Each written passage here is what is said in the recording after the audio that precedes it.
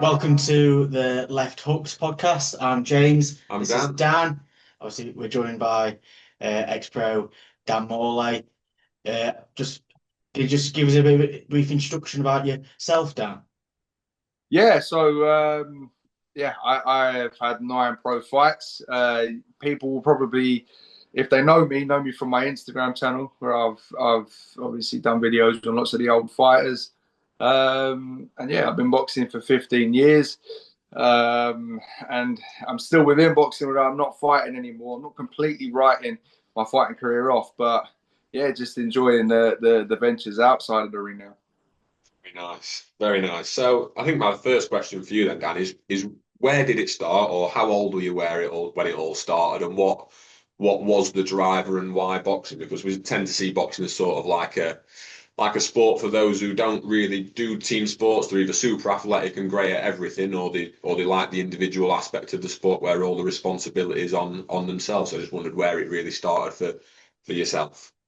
Yeah, well, I was 14, and I wasn't one of these people. You get a lot of people that say, if I wasn't boxing, I'd be in prison or something like that. But that wasn't me. I didn't need it. It was more for boxing for me was more of a personal thing. So I grew up in a sort of rough area in South London where I never really felt comfortable, and then I moved to Epsom, which was a lot. I fitted in a lot more there.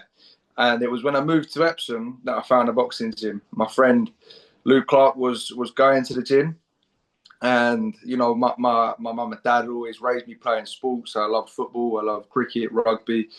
I played all of those, but I had a huge lack of confidence in myself. And you mentioned the team sport aspect there. Obviously, I like team sports, but there was something about the individualism of boxing. I remember when I was young and I just used to mess around on the trampoline with my older friends with the boxing gloves on. And there was something in me I just like, even though I used to take the shots and get beaten up and I wasn't very good. I just enjoyed that. So, yeah, I went to the boxing gym with my friend Luke. And the first time I was actually so scared, I went home. I never followed through with it because I'd heard there was loads of like scary travelers at the gym, and but then something just nagged away at me, and I went back. And as soon as I got into it, as soon as I got there, there was a coach called Lee Burrows, and he taught me the basics. And from there, I was hooked, and yeah, I haven't really looked back, to be honest. Because 14 is quite you would in modern days you would have said 14 is quite late to sort of get into the amateur side of the sport or the sport, and then especially to go on and sort of do as well as what you did, get into 9 and now as a pro. I think a lot of people are looking at being grounded quite a little bit earlier than 14, aren't they? So did you find like in the amateurs that you were playing a little bit of catch up sort of with the experience side, or how did you see that playing out through your amateur bouts? No, not really. I mean, I know a lot of people that started later than me that went on to do really good things. I mean, you do get, and I was aware of the people that had been boxing since they were like 4, 5, 6, and it never came naturally to me to go in there. So that was a little intimidating for me at first. But no, I mean, I think I found it at a good age. It was perfect for me. I was able to within quite quickly, really. I can't remember the exact amount of time, but push myself into a fight for the first time. And then, really, what I've learned about boxing, what I've learned about most things, really, but boxing specifically, something that's so tough, is it's not the best that make it; it's those that just persevere. So I persevered, and there were so many kids that used to beat me up, or used to like you'd be like, "Whoa, they're unbelievable," that would drop out, sort of 2, 3 years in, and yeah, really, to become a professional as I did, it was just perseverance and just sticking at it, learning from my coaches and the people around me, and obviously the great fighters of the past, which taught me a lot, and just sticking with it really. And yeah, I never felt I was playing catch up. You got guys like Marciano that started later than me, Deontay Wilder, Dwight Muhammad Kawi. So there's loads, and I never try and put people off from starting, because I think even more so now, there's so many different avenues into boxing at any age really. So yeah. You mentioned there your coaches at an early age. Are there any like names or people that still stick with you now that say this person was really crucial to me getting to where I am now? Yeah, well, from a coaching development, yeah. But, I mean, all of them in a way. I mean, for the one that stands out the most is Lee Burrows, because he taught me when no one took the time to teach me. You know, not in a bad way, but you know, I was just a kid that didn't know what I was doing going into the gym, needing that guidance, and he gave it to me. And then Rob Parker, Neville Smith took it from there. You know, there was a guy called Keith Hawkins that I moved to his gym, and that took me to another level at Small Holdings, and that was great for me. And then when I needed to go pro, Adam Martin was the one that really intensified my training. And then I had, you know, Mick Guilfoyle, who was like, you know, it was good cop, bad cop with them too. He was good cop. And I felt I warmed to him. He, more than anyone, really touched on the psychological aspects of it, Yeah. which I always struggle with to a certain degree. And then Joe Harding, you know, it's just been a constant progression with my coaches, but they all benefit. You know, Joe was fantastic for me in the last year of my career, or the last year when I was active. But the one that would stand out would be Lee, the one that first taught me, because you know, like you're going completely out of your comfort zone, and someone instills the skills that ultimately end up changing your life. Yeah. You say there that you didn't actually get into boxing until you moved to Epsom. Was there a big boxing scene there, or do you think you were just lucky because one of your friends already was going to a gym? There wasn't a big boxing scene. Boxing wasn't massive when I started. I started in about 2011. It wasn't huge. But no, there was one gym in the area, and I was lucky that my friend was going. But since boxing in Epsom is massive, there's about 5 gyms. They host boxing shows out of Epsom Downs all the time. You've got Epsom Boxing Academy, which Joe, my coach, owns. Epsom and Ewell, which is where I started. There's the Gauntlet Boxing Club. There's loads, and there's, you know, there was quite a lot of good fighters that come out from Epsom. Obviously, I'd say I'm proud of Epsom, but Charlie and Sonny Edwards, 2 world champions, come out from Epsom, and I used to train. Now, I didn't train with them, but we used to train in the same gym together. There's other fighters too that have come out, you know. So it was a good time to get into it because it was sort of like a little bit more niche. The white collar scene wasn't that big. There weren't one club, whereas now there's about 3, and it's like a hub for white collar boxing too. And as I say, quite a few pros that come from Epsom. So yeah. Very nice. So once you'd found your feet like in the gym and in the sport, what sort of became your early inspirations then? Obviously now we know you date back all the years to the old greats. Where was it for you that sort of while you were in the gym sort of hooked you in it and inspired you to go on and do what you did? Yeah, you know, like I haven't always known all these fighters. It's only been in the last few years that I've really picked up my knowledge on them because I've researched it. But when I first boxed, my granddad used to box, so boxing was always in the back of my head when I was young. He only had one fight, but I was always aware of that fight in the '60s. You know, when I first started, it was Ricky Hatton for me. Ricky Hatton was the massive fighter of my time.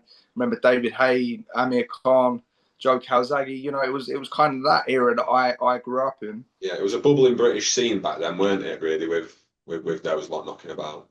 It was. I mean, it wasn't as big as it got because of Anthony Joshua, who just exploded it. But yeah, I mean, you know, it also wasn't a social media age. So, you know, people can get access to fighters a lot more easier now.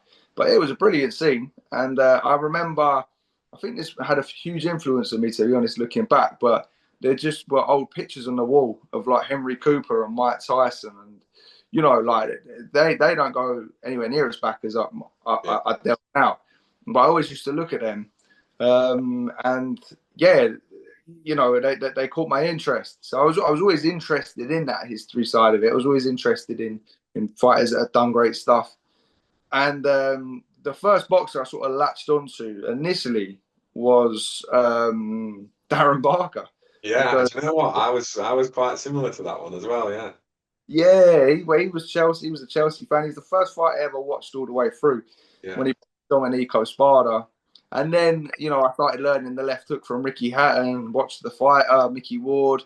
And then ultimately, like when I got more and more into boxing, I watched a Gennady Golovkin fight in about 2011, like when I first started, and he was boxing this guy called Juan Simon, who was like, like it was during his massively avoided stage when he was in Germany, and I was like, wow, and I followed his career like as intensely as you probably could from 2011 all the way until I met him actually a few months ago. So that was wow. That was Oh, that was a good moment. yeah. But he was like my idol inside and outside of the ring because I really warmed to him with his humble nature. I learned all his skills, and it was going to the Kell Brook fight that inspired me to turn pro. So yeah, massive influence on my life.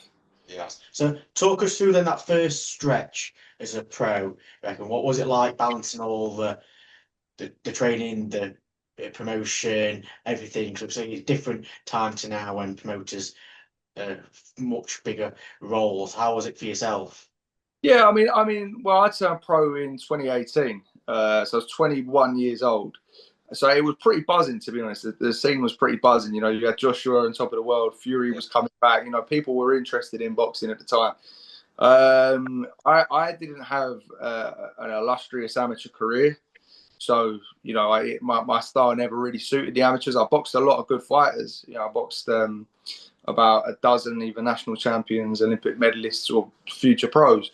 So I had a good, apprenticeship into pro boxing. But the point I'm getting to is I never got signed.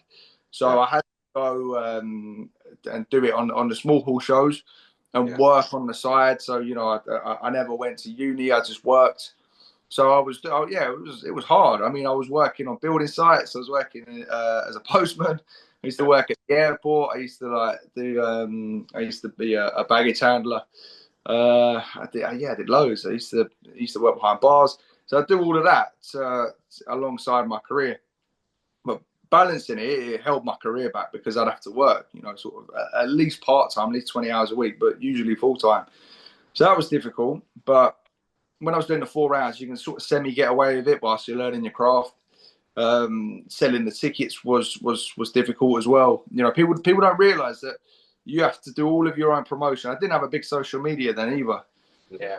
You have to do all your own promotion. You have to sell all the tickets, and it's not a case of like you click a link and a QR code. It's someone has to give you the cash. You got to drive to that house and delivering them.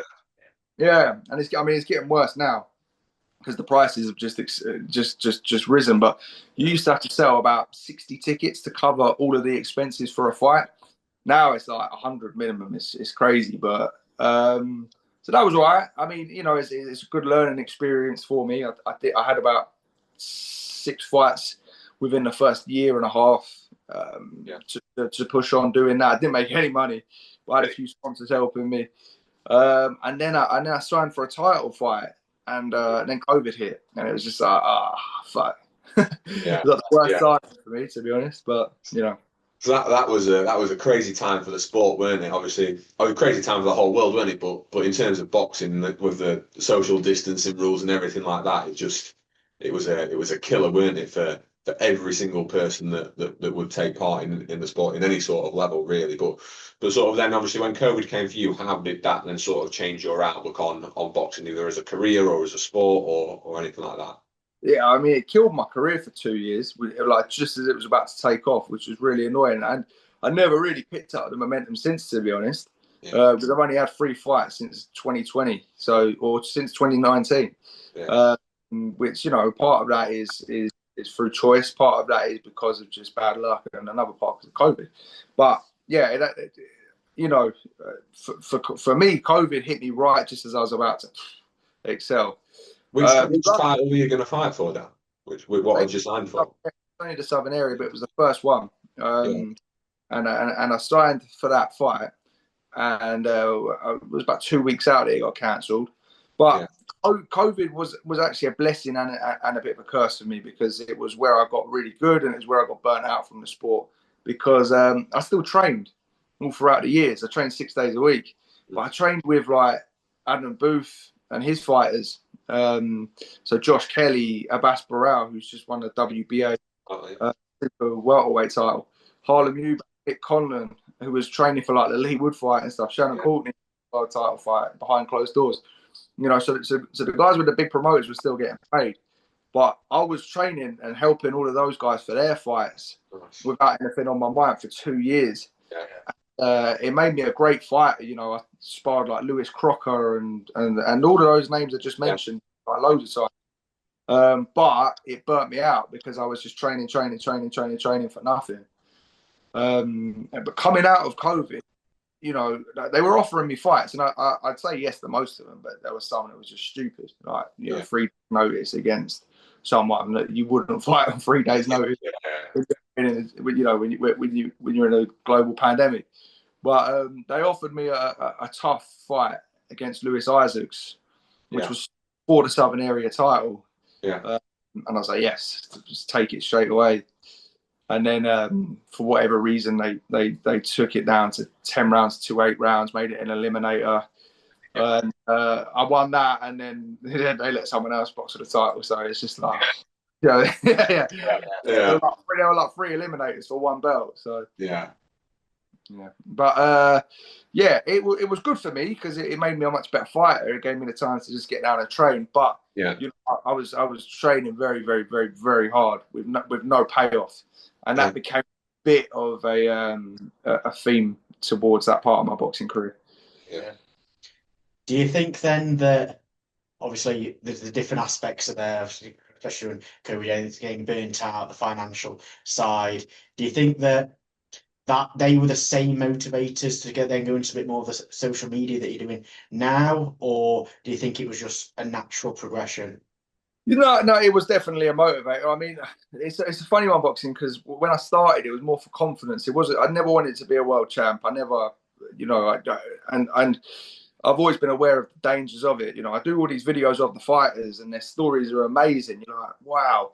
And then at the end, like, they die, or they have brain damage, but they're blind. So I was always aware. You know, there's a lot you don't hear about it because it's not glamorous, but when you read about it, you know, a lot of fighters end up with bad health. So I was sparring very hard during that time period as well, a lot, and I started getting injured. And when the Isaacs fight came, I was like, yes, finally, 2 years. And I wanted that hard fight. And it ended up being such a hard fight that, you know, it ticked a lot of boxes for me personally, like things I wanted to achieve. I'd done a lot of them on that night. And yeah, really, the idea was to push on. And I was in the picture there. It got global. It got nationwide recognition. Promoters were promising me deals, like the biggest promoters in the sport. And then my phone just went dead for like 6 months. I was chasing people up. I just had no offers. So yeah, that was a bit of a shock. And I broke my hand, so I had to take a little bit of time out. I broke my hand in that fight. And I had another promoter offer me a 3-fight deal with English title down the line after all of those setbacks. I had to wait 6 months until their show started. So I did that. And then they binned the deal so it took another year out of my career. And to be honest with you, it was those things that were burning me out. Like, just losing the momentum of it all. That 2022 after Isaacs, I made £500 that year. From boxing. Like, whereas like the brain scan that you have to have cost you about $2.5 grand. It was just, you know, and that was like 5 years in. You know, it was just like, wow, this is. And I was getting to a stage in my life where I had to do different things, where I had to look after myself, and I had other things as well outside of boxing. Like, you know, I was being invited to go to the Maldives and teach, and go to Switzerland and teach, and like I wasn't doing them. So I was like, you know what, this is. I just got to change the way I think about this. And that's where I built the socials, and that's where I started traveling and doing the training. And then, you know, ultimately, I did come back after that. But, you know, I answered a lot of questions when I came back. Yeah. How did you find that transition then? Because obviously it's not only just a difference in what you're doing yourself, but it's obviously a different setting, different environment, people around you. How did you find that transition into the teaching side of it? Yeah, like, what I always taught. I taught from when I first started turning pro, because it was like another way to make money. Like, another job I've had is teaching fitness and boxing. So I always found like I was a good teacher to people just in the gym. Like if a kid was struggling, I'd just go over and teach. It's just my nature. So that was all right. Adjusting from the routine of being a fighter, even though the financial implications weren't there, is difficult because you're used to training, used to being in shape. You know, when I came back. That's when I had my last fight, and I fully intended to. Right, I've got the followers. I can get promotional back, and let's just go for it now. And then again, I had 3 fights fall through. Like 2 were on the day, opponents pulling out, and you know what I mean. But so that was when I really decided, look, like I actually don't think I'm going to box anymore. And for me, it was I just did not want to be at the gym. I'd be in the bag, and like it'd be round 2 of 12, and I'd be looking at the clock, and I'd take my gloves off, and I was just half-arsing it. Yeah. And like, I'm not afraid to like say it. Like there was times when I was getting ready for spars against, those Josh Kellys and those Harlem Eubanks and the ones are going to be hard over like 10, 12 rounds. And I get so worked up, I get myself into tears the night before. I was just like, I just don't want to do it. Like I was just pushing myself to do something I didn't want to do anymore. And ultimately, when I decided that I didn't want to do it, I was like, I've done it. And adjusting to life outside was difficult at first, but then I was lucky. I was able to go to like Saudi and go to like the ring events, and that was just where I wanted to be. But the most important thing is I was seeing my idols, and they knew who I was, and they respected me not because of my fights, but because of what I'm doing, like on the media side of things. So I was like, I've done it. I've earned their respect in the ring, and now they actually don't really care about that. It's more about the stuff that I'm doing. Do you know what I mean? With the videos that makes me stand out. And yeah, mate, I'll be honest with you, boys, I don't miss it. It's horrible. It's tough, isn't it? Especially for such little rewards at the end of it. Obviously, for you, it wasn't about being a world champion, and you said you ticked most of your boxes or all of your boxes, and you get that fulfillment out of it. But also when there's no financial reward at the end of it for the amount of energy that goes in, like we watch the amateur boxers in our gym go, put in tons and tons of effort, and they go and they pull the heart out in the ring and win or lose. Very rarely get a draw in amateur boxing, but then there's nothing at the end of it, and you sort of go, wow, like what an effort's been put in for not a lot out of it. And I guess it kind of must have felt a little bit similar to that for you in terms of like the financial reward and the no promoters and the promised deals that just kept falling through at the last minute. Yeah, you know what? Deep down, I don't think I ever really wanted it. Like, I don't think being a boxer used to scare me. I'll admit that. But that was the goal. That was the challenge to overcome that fear and to take the hard fights, and I did. And I never backed down. And I lost some in the amateurs, but I watched good boys. When the tough fights in the pros came, I took them, and that brought the best out of me.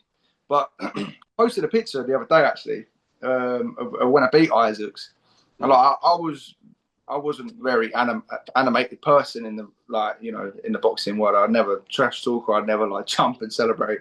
I just go like. But when I beat Isaacs, I had like this little moment of celebration to myself. I was like, fuck, like I've done what I set out to do. Like I've answered every question that I've set myself. Like personally, I'm fulfilled. And like everyone that I've ever known was in the building, and it was a main event, and it lived up. And I was just like, I had a little celebration. And someone caught a picture of that, and I feel like that's the moment that fire in me burnt out. It's weird. Yeah. And also you'd reached the summit almost. Yeah, and look, in my head, I'm like, right, I've got to push on now. But it stopped being for the reasons that I'd started. It stopped being the reason that drove me. And it was just like, that's why I'd get myself so worked up, because it was like, I don't want to do it. And training for that fight, I mean, I set my levels quite high, but I'd never pushed myself 100%. And I pushed myself more than most people have, but I'd never gone like beyond where I can go. And for that fight, I did. I you know what I mean? It was, I pushed myself to such dark places training for that fight for like 2.5 months. Yeah. And I just remember thinking to myself when I was going through it, like, just persevere, just do it. but I don't want to do this again. It was a weird time, but like, you know, I was proud that I did it.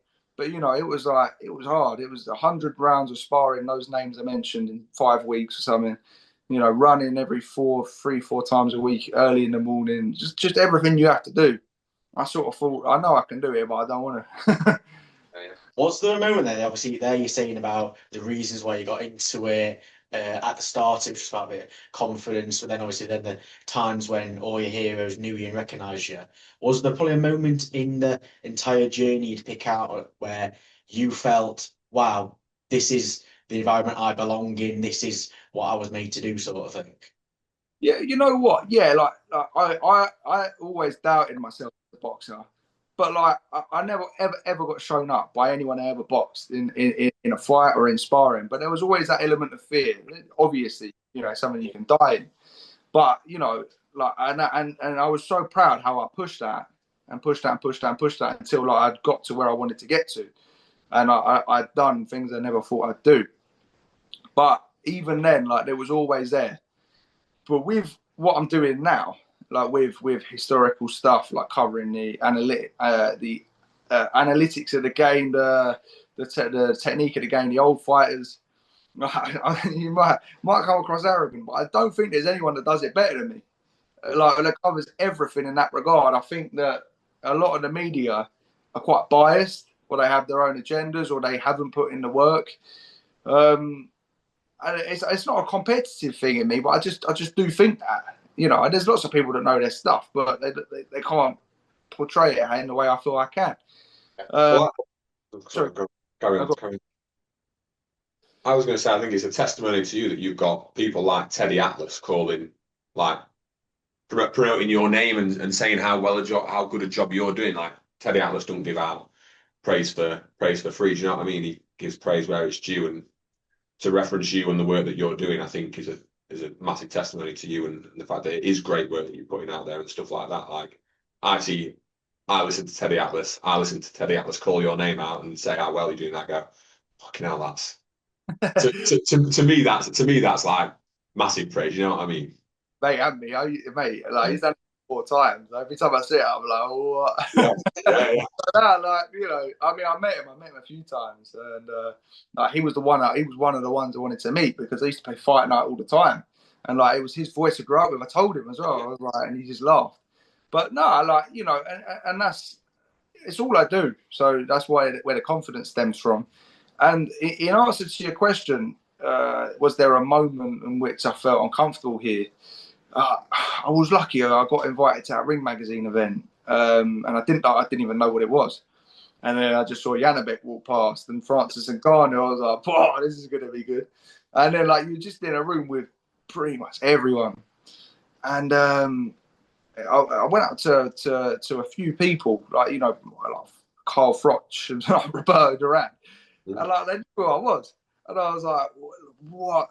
And they were praising me for what I was doing, and I sort of thought, you know what, like I believed in this anyway, but getting the praise from the people that I'm actually doing the videos from, videos of, that's like, yeah. So it's probably that, to be honest with you.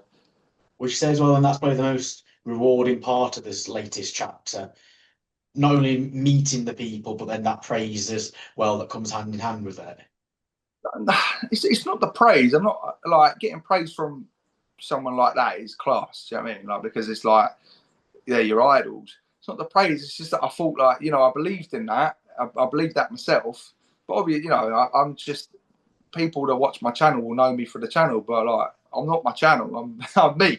So like, I still go to these things as me, and I'm still a massive fan, and I still feel like, oh my god, like everyone's here. But like when someone says that to you, like, oh my god, like I'm actually part of the furniture here. Yeah, and it's just, yeah, it's mad. And I'll be honest, boys. Last year when I decided to start boxing and I committed with this, it's just been unbelievable. Like the people I've been able to, like, not just meet, but just off the cuff shoot content with about boxing. Like no planning, no money transferred. Like it's just been unbelievable. I can imagine.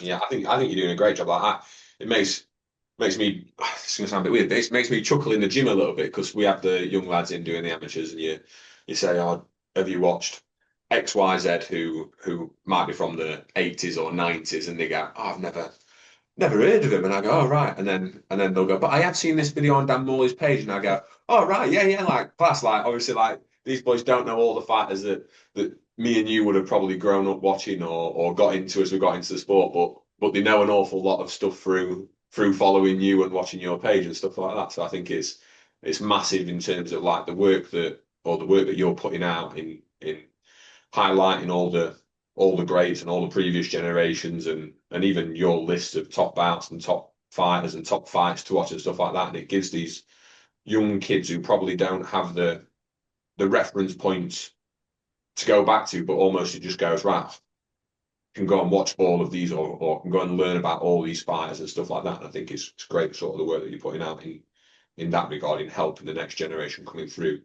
almost knowing where to look and stuff like that a bit more. Thank you, Dan. I appreciate it, man. It's a buzz, you know, and it's funny because you're saying stuff like you go to the gym and these boys don't know fighters from the 80s and the 90s, but so do I.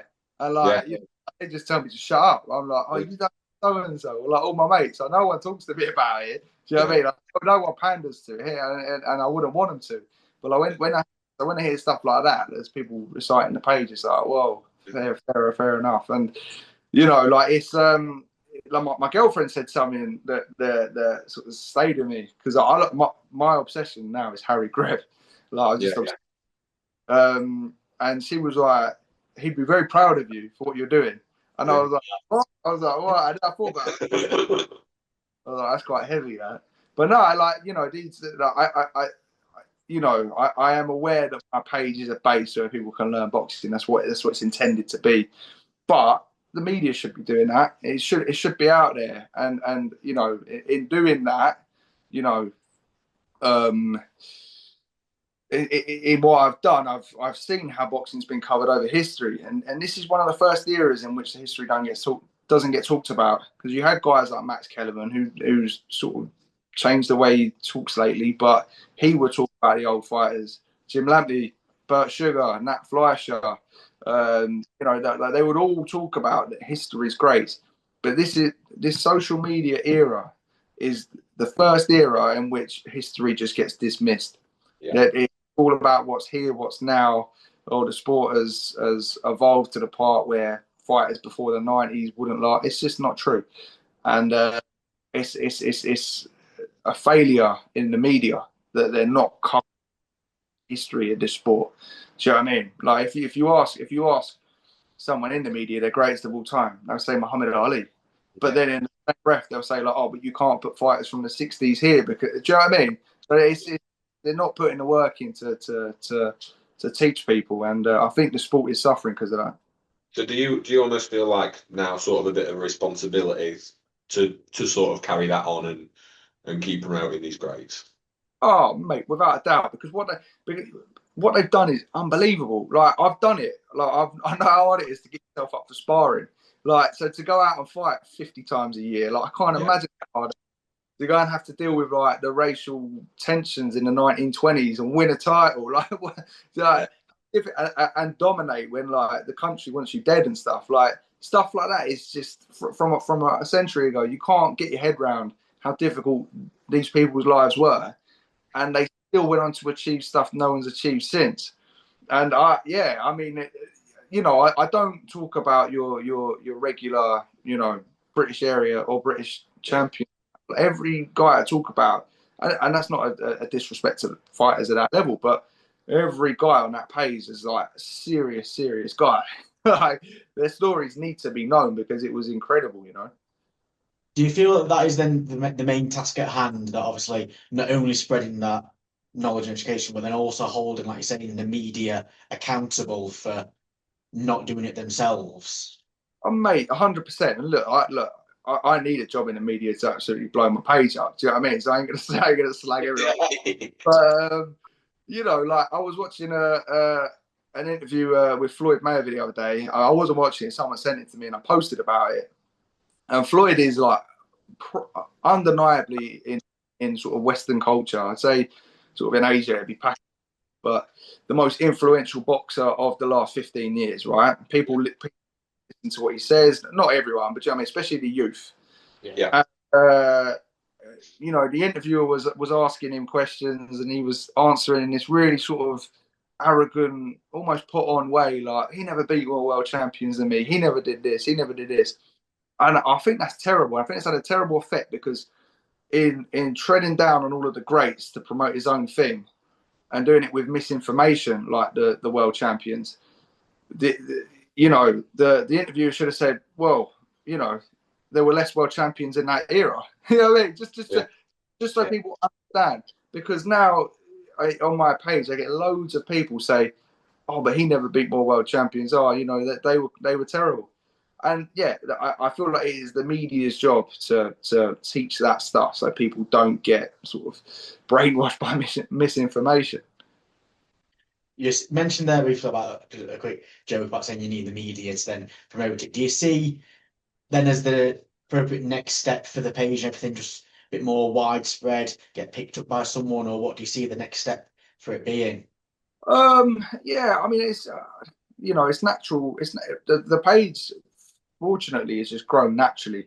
Like, you know, I've worked out what works on algorithms and stuff. Sometimes I push like, you know, videos where I'm not talking because they usually work better. But you know, you just never know. Like the freedom of being able to do it on my own and could just get something that working for a media thing couldn't get you. You know, or you'd have to maybe say what they want to say, which I just wouldn't do. So I don't know. Look, if I could get, I'm doing a series where I talk to fighters and you know, I've done one with Anthony Crolla, Fraser Clark, and Darren Barker so far, but there's room for more.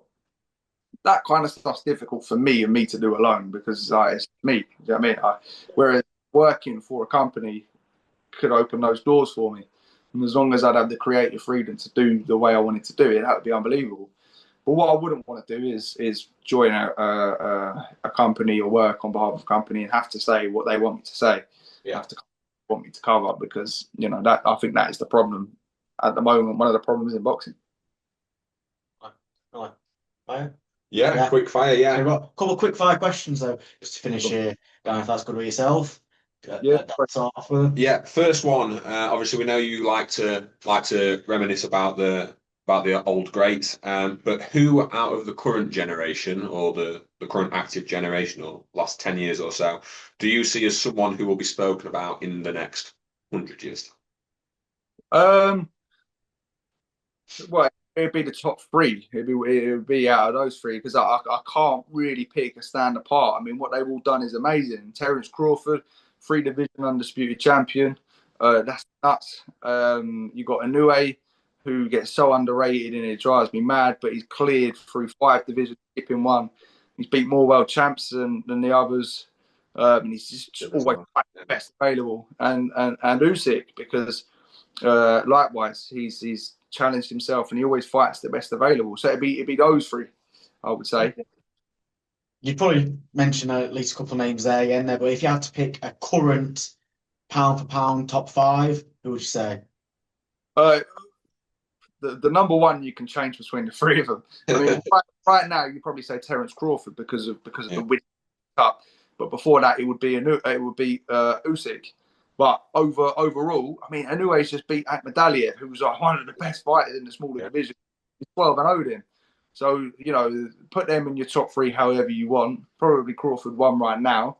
Number 4 would be Bivol. I would say Bivol, you know, you don't have those fights against Beterbiev. Number 5, probably Beterbiev, to be honest. I mean, you know, you'd have to put Bam up there pretty close. Nakatani would have to go somewhere near. But yeah, I don't think Nakatani's in that ilk yet. Not yet. But yeah, Bam's rising at a massive rate of knots, isn't he? He's back kind of soon, isn't it? So exciting to see where he goes for such a young lad as well. Mate, I train with Sonny Edwards a lot, and you know, back in the day, and I know how good he is, and like, you know, when he fought Bam, I was like, yeah, unbelievable. But Strisik, Dorang, Visai, Quadras, Strada, like, they're good names. And the way he's beaten is just nuts. He's phenomenal. I think the longer it goes over Sonny's performance against Bam, the better it's aging. Really, I think it's going to turn out to look as good as most against him. To be fair. especially as he's not a punter. Yeah. So, I mean, important, you know. 100%. It might be a bit more tricky, this one, but an all-time pound for pound top 5. Oh, mate, you're batting in my territory here. That's what I do every day. We thought he'd like that one, or he'd hate it for the same reasons. Well, I mean, like, I wrote a book on the subject. So, I mean, look, it would expand your question a bit, but I wrote a book about the top 9.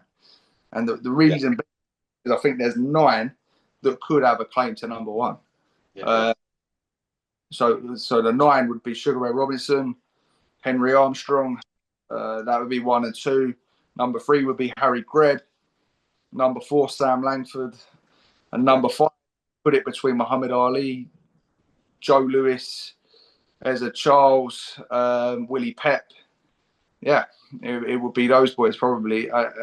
Those I say could all be number 1 of all time. Really, you probably Robinson or Armstrong or Greb, but it will be those. And you know, on the outskirts of that, you'd have like Archie Moore, Jimmy Wild, Benny Leonard, you know, Mayweather, Pacquiao. You know, guys of that ilk as well.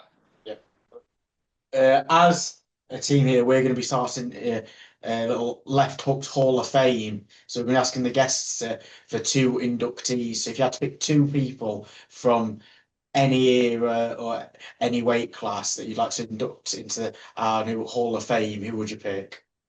What, of any time that isn't in the Hall of Fame? Anytime, yeah. What, and they're not in the Hall of Fame, where they are? No, just any. They can be in the current Hall of Fame, or who would you want in there if they're not, or if they already are? Who are you to? Well, I suppose people would obviously pick the obvious ones. Has anyone gone for Harry Greb? No, Harry Greb's got to go in there. Well, I probably, if it's me, I'd go with those boys, Harry Greb and Sam Langford, because they're like they those 2 have the best resume ever. Yeah. And then our last question for you today, Dan, is if a young fighter comes up to you now, what's the one bit of advice that you're going to give them? I'd say, look, if you're going to do it, like, commit, do it properly. Never half-ass it. I've had a few people that I've started pushing into boxing, and I'm going to sort of help them find their way through in fights, and I'm preparing them properly for fights, because I see so many kids come in and think it's easy with social media. They see the Ryan Garcia bag work, and they see, you know, how it's all flashy and fun and the money. Look, it's the hardest sport in the world for so many different reasons.